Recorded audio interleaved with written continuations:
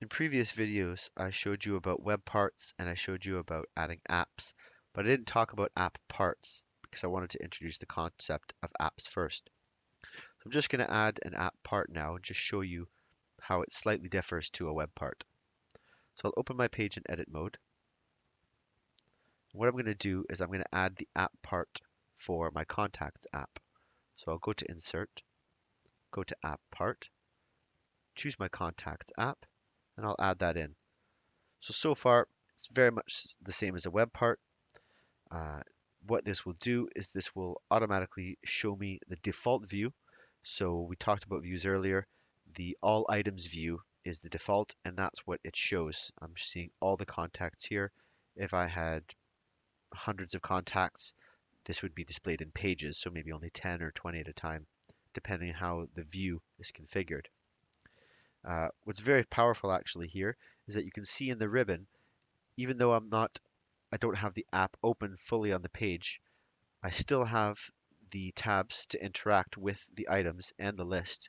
So I don't actually need to click on the app on the quick launch on the left.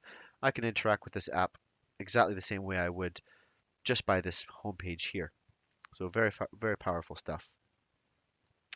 Now you'll see even though it's called an app part, it does get a bit confusing because Microsoft team hasn't really updated all of the all of the tabs to reflect the fact that these are now called apps.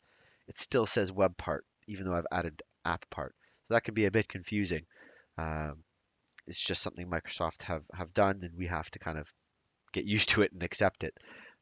Similarly, if I click on this drop down arrow here, even though it says My Contacts app part, web part menu, everywhere else it's still called a web part because that's the old terminology from SharePoint, back before 2003. If I edit the web part though, because this is an app part for my contacts list, I have the option to choose different list views. So if I wanted to show only my Microsoft employees contacts, give me a warning because I've made a slight change. That's perfectly fine.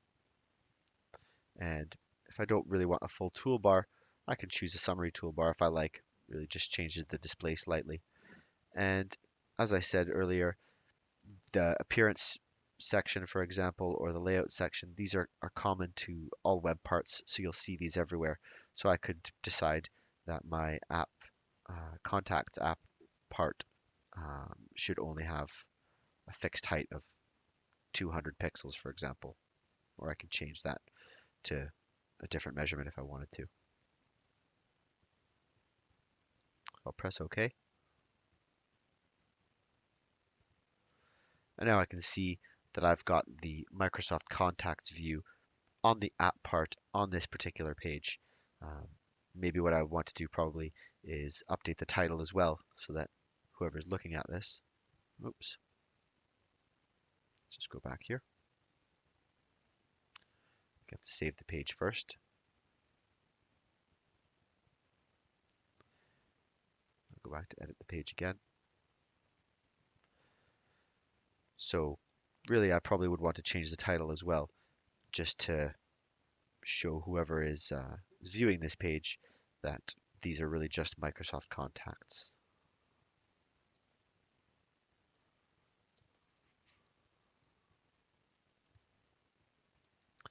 And there you go. So you can see that adding the app part to a page is almost exactly the same as a web part, just that it's slightly different because now you're interacting with an app that exists on your site.